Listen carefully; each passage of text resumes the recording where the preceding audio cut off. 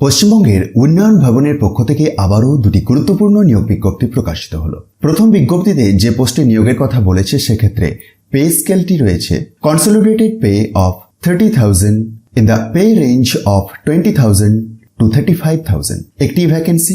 এটির জন্য কোয়ালিফিকেশন হিসাবে কি লাগছে সে প্রসঙ্গে আসার আগে দেখি কি পোস্টে নিয়োগ হচ্ছে, তারপর দ্বিতীয় বিজ্ঞপ্তিতে আসবো।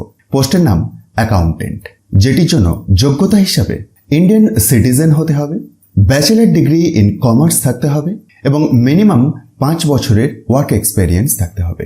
আপার এজ লিমিট 45 ইয়ার্স, 1/7/2024 এই তারিখ অনুযায়ী। আপনি যদি যোগ্যতাগুলি মিট করেন এবং ইন্টারেস্ট থাকে 9/9/2024 বৈকাল 5:30টার মধ্যে অফলাইনে আবেদন করে দিতে হবে। অফলাইনে আবেদনের জন্য আবেদনপত্রের বয়ান এই অফিসিয়াল বিজ্ঞপ্তির একটু নিচের দিকে স্ক্রল ডাউন করেই পেয়ে যাচ্ছেন। দেখব আমরা পরের বিজ্ঞপ্তি। পরের বিজ্ঞপ্তি সেই একই জায়গা থেকে প্রকাশ পেয়েছে। পোস্টের নাম জুনিয়র ল অফিসার।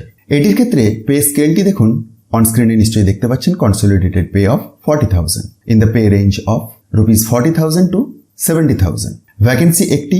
কোয়ালিফিকেশন হিসাবে লাগছে ইন্ডিয়ান সিটিজেন হতে হবে, দ্বিতীয়ত এ ডিগ্রি ইন ল লাগবে এবং মিনিমাম 5 বছরের অভিজ্ঞতা লাগবে। আপনি যদি এই ধরনের যোগ্যতাগুলি মিট করেন এবং ইন্টারেস্ট থাকে এবং আপনার বয়সসীমাটি 30 থেকে 35-এর মধ্যে হয়ে থাকে 1/7/2024 অনুযায়ী, তাহলেই আবেদন করতে পারবেন অফলাইন মোডেতে।